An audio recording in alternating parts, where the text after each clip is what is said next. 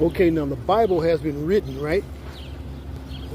A lot of people say it's been written by God. No, it was inspired. Okay.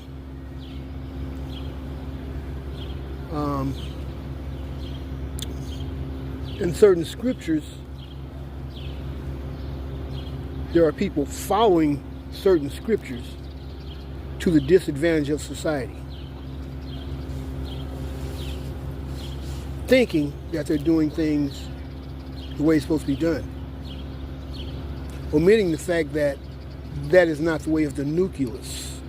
That is not the way of the universal creator. That is not the way of Yeshua. Some want to call him Jesus, a later name. But then we who observe what's going on, we don't follow a certain path in the scriptures to cause harm on people. Like your Christian evangelists, your Christian Zionists, your Christian nationalists. See, so much for calling you, saying or referring to God, because God is a hollow meaning. It's a hollow term. Which God? How many gods? I've been given some serious wisdom lately, and I'm not priding myself on that. I'm giving wisdom from the wise, the nucleus. When it comes down to it, people call him God, Yahweh, Allah, or whatever. I had to think.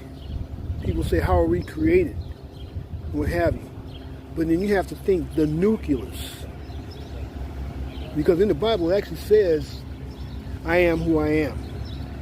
It doesn't really give you a name. I am who I am.